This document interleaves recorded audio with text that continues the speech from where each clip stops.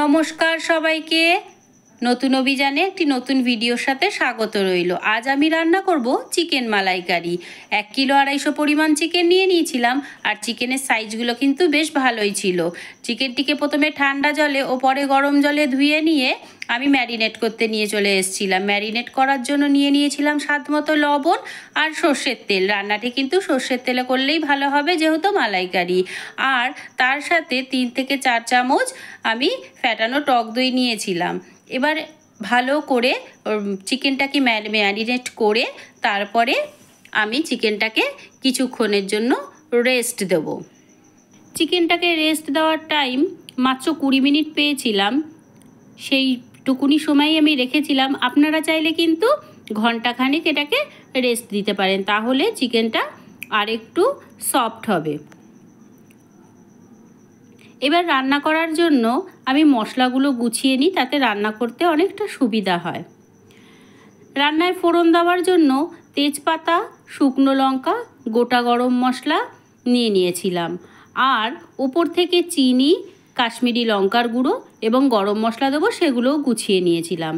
পেঁয়াজ কুচিয়ে নিয়েছিলাম লম্বা লম্বা করে, 2টো বড় পেঁয়াজ কুচিয়ে নিয়েছিলাম। আর আমার কাছে কাজু একদমই অল্প ছিল, তাই কাজু আর চিনেবাদাম পেস্ট করে নিয়েছিলাম। আপনারা চাইলে শুধু কাজু বাদাম পেস্ট করতে পারেন। এখানে আদা আর রসুন বাটা নিয়ে নিয়েছিলাম, আর নারকেল কুড়িয়ে নিয়েছিলাম। এবার নারকেলের দুধ বার করতে হবে, তার জন্য আমি একটু গরম জল করে নিয়েছিলাম। এই বাটির মধ্যে কিন্তু আমি নারকেলটা একটু খানিকক্ষণ সময় ভিজিয়ে রাখবো, তাতে নারকেলের দুধটা বার করতে অনেকটাই সুবিধা হবে। আর নারকেলটা আমি দুধ বার করার পরে কিন্তু নারকেলটা ফেলে দিই না, কারণ একটা নারকেলের দাম কিন্তু আমাদের এখানে 40 থেকে 50 টাকা নেয়। তাই আমি নারকেলের দুধ বার করার পরে যে ছিবড়েটা থাকে, সেই ছিবড়েটা কিন্তু আমি ফেলে দিই না, আমি রেখে দিই। কারণ ওই ছিবড়েটা দিয়ে যদি আপনারা কোনো নিরামিষ তরকারি বা বাঁধাকপি করেন বা কচুর শাক মোচার ঘন্ট করেন, তাতে কিন্তু দিয়ে দিলে স্বাদমন্দ হয় না।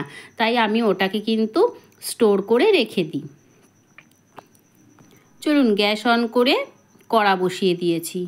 কড়া একটু গরম হয়ে গেছে, তাতে সামান্য পরিমাণ সর্ষের তেল দিয়ে দিয়েছি। সর্ষের তেলটা একটু গরম হতে দিতে হবে। এরপর সর্ষের তেলের মধ্যে আমি 2 চামচ ঘি দিয়ে দেবো, তাতে একটু ফ্লেভারটা ভালো আসবে। যেহেতু মালাইকারি, যদি সব সম্পূর্ণ একটু ভরে ভরে দেওয়া যায়, তাহলে মনে হয় একটু টেস্টটা বেশি আসে। তেল গরম হয়ে গেছে, এবার আমি যে মশলাগুলো ফোড়নের জন্য গুছিয়ে রেখেছিলাম, সেগুলো একে একে দিয়ে দেবো। তেজপাতা, শুকনো লঙ্কা আর গোটা গরম মশলা। ফোড়ন দেওয়া হয়ে গেছে, এবার কুচিয়ে রাখা লম্বা লম্বা করে কুচিয়ে রাখা পেঁয়াজগুলো আমি দিয়ে দিলাম। পেঁয়াজগুলোকে ভাজা ভাজা করে নেব। পেঁয়াজগুলোকে কিন্তু একটু লাল লাল করে ভাজলেই মালাইকারিতে ভালো লাগে, তাই আমি পেঁয়াজগুলোকে কিন্তু একটু বেশি লাল লাল করে ভাজবো।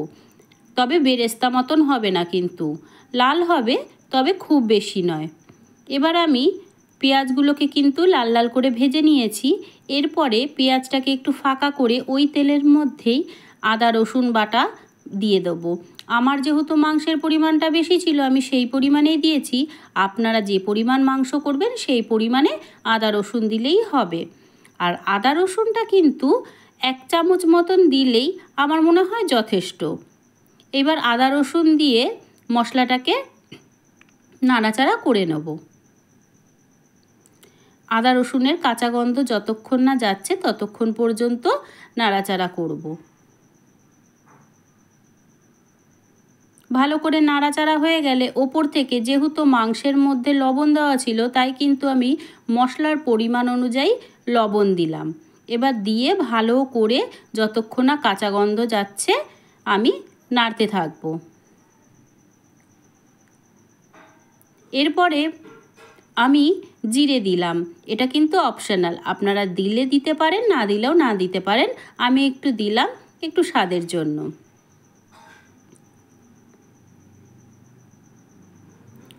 আদা রসুন জিরে কিন্তু ভালোভাবে কষা হয়ে গেছে, তেলও ছেড়ে দিয়েছে। এবার ওই তেলের মধ্যেই আমি কুচিয়ে রাখা টমেটো কুচিটা দিয়ে দিলাম। দিয়ে ভালো করে নাড়াচাড়া করতে হবে। আমি কিন্তু রান্নাটির মধ্যে একটুও জল ব্যবহার করিনি, কারণ এই মশলা কষানোর সময় যে জল লাগে তা কিন্তু টমেটো দিয়েই ছাড়বে, ঢেকে দিলে জলটা ছেড়ে দেবে। তাই আমি একদমই জল ব্যবহার করিনি, টমেটো থেকে যে জলটা বেরোচ্ছে সেটা দ্বারাই আমি কষে নেব মশলাটা। মশলা প্রায় কষা হয়ে গেছে, বেটে রাখা বাদামের পেস্টটা আমি দিয়ে দিলাম। এখন কিন্তু গ্যাসটা একটু সিম করে নিতে হবে, কারণ বাদাম দিলে লেগে যাওয়ার চান্স থাকে, তাই গ্যাসটা সিম করে দিলে মশলাটা ভালো কষবে। আর বাটিতে যে মশলাটা ছিল সেটাও কিন্তু আমি নিয়ে নিয়েছিলাম। ভালো করে মশলা কষা হয়ে গেলে উপর থেকে কাশ্মীরি লঙ্কার গুঁড়ো দিয়ে দিতে হবে একটু কালারের জন্য, কারণ আমি এখনো পর্যন্ত কিন্তু এই রান্নাটার মধ্যে কোনো রকম লঙ্কা ব্যবহার করিনি। ভালো করে এটা দিয়েও নাড়াচাড়া করে নিতে হবে। টমেটো কুচিগুলো কিন্তু একদম গলে পাক হয়ে গেছে, মশলার সাথে একদম মিশে গেছে। এরপর ওপর থেকে পরিমাণ মতন চিনি দিয়ে দিতে হবে। এটি যেহেতু মালাইকারি, একটু বেশি পরিমাণ চিনি হলে অসুবিধা নেই। চিনি দিয়েও মশলাটিকে আবার নাড়াচাড়া করে একটু খানিকক্ষণ ঢেকে রাখতে হবে। এবার মশলায় তেল ছেড়ে দিলে ম্যারিনেট করা মাংসটা দিয়ে ভালো করে নাড়াচাড়া করতে হবে। আর ওই যে বাটিতে যে মশলাটা লেগেছিল সেটা কিন্তু আমি ফেলে দিইনি, সেটাও কিন্তু আমি তরকারিতে দিয়ে দিয়েছিলাম। ভালো করে নাড়াচাড়া করে মশলা যাতে সম্পূর্ণ চিকেনের সাথে মিশে যায় সেভাবে নাড়াচাড়া করে একটু ঢেকে রাখতে হবে। আমি হলুদ দিয়েছিলাম ওপর থেকে, হলুদটা কিন্তু না দিলেও হয়। আপনারা যদি একটু হোয়াইট কালারের খেতে চান মালাইকারিটা, তাহলে কিন্তু একদমই হলুদের ব্যবহার করবেন না। আর টক দইয়ের পরিমাণটা একটু বাড়িয়ে দেবেন, টমেটোটা দেবেন না। কিন্তু আমাদের বাড়িতে একটু কালারের ব্যাপার আছে, তাই জন্য আমি টমেটোও ব্যবহার করেছি আর হলুদও দিয়েছি। ঢাকনা খুলে আবার একটু ভালো করে নাড়াচাড়া করে এটাকে কিন্তু সেদ্ধ হওয়ার জন্য সময় দিতে হবে। ঢাকনা খুলে যখন অর্ধেকটা সেদ্ধ হয়ে যাবে, ওপর থেকে গরম মশলা গুঁড়োটা দিয়ে আবারও ভালো করে নাড়াচাড়া করে দিতে হবে। এবার মালাইকারির আসল যে উপকরণ সেটা হচ্ছে নারকেলের দুধ। এখন কিন্তু যেহেতু অর্ধেক সেদ্ধ হয়ে গেছে, তাই আমি নারকেলের দুধটা কিন্তু ওপর থেকে দিয়ে দিতে হবে আর অর্ধেক সেদ্ধ করার জন্য। এই অবস্থায় কিন্তু গ্যাসের ফ্লেমটা একটু বাড়িয়েই রাখতে হবে, কারণ চিকেনেও একটু জল ছাড়বে আর দুধটাও একটু পরিমাণটা বেশি ছিল। তারপর যখন ফুটে যাবে একটু কমিয়ে দিলে হবে। ওপর থেকে একটু ঘি দিয়ে দেওয়া হলো মালাইকারির, যাতে গন্ধটা ভালো বেরোয়। মালাইকারিতে ঝালের জন্য কাশ্মীরি লঙ্কার গুঁড়ো ছাড়া কোনো লঙ্কাই ব্যবহার করা হয়নি, তাই ওপর থেকে কয়েকটি চেরা কাঁচা লঙ্কা দিয়ে দিলাম। এবারে ঢাকনাটা খুললে দেখবে যে সুন্দর তেল বেরিয়ে এসেছে। রান্নাটা কিন্তু অলমোস্ট ডান। আর খুব ভালো করেও কিন্তু চিকেনটা সেদ্ধ হয়ে গিয়েছিল। চিকেন রান্না করছিলাম আর পেছন থেকে বিড়ালটা এসে কিন্তু ম্যাও ম্যাও করছিল। বিড়ালটা কে জানেন? আমার ছেলে। সমানে এসে বলছিল যে মা কখন দেবে। নামানোর আগে একটু ওপর থেকে কাসৌরি মেথি দিয়ে দিলাম, গন্ধটা খুব সুন্দর আসে।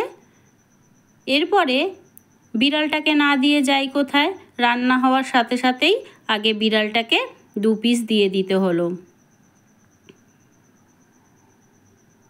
ও আমাকে নাড়ারও সময় দিচ্ছিল না, কখন দেব সেই অপেক্ষায় বসেছিল। চলুন আগে একটু দিয়েই দিই ওকে।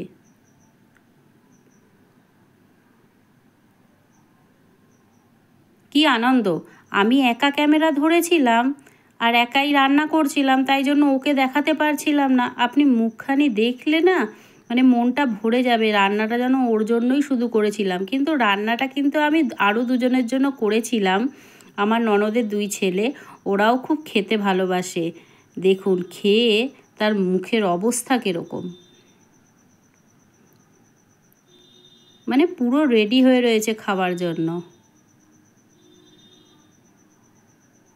যাক শান্তি বাবা, ও খেয়ে যখন ভালো বলেছে তার মানে ভালো রয়েছে। আমরা মায়েরা তো এটাই চাই না, যে সন্তান খেয়ে তৃপ্তি পেলেই যেন সব শেষ।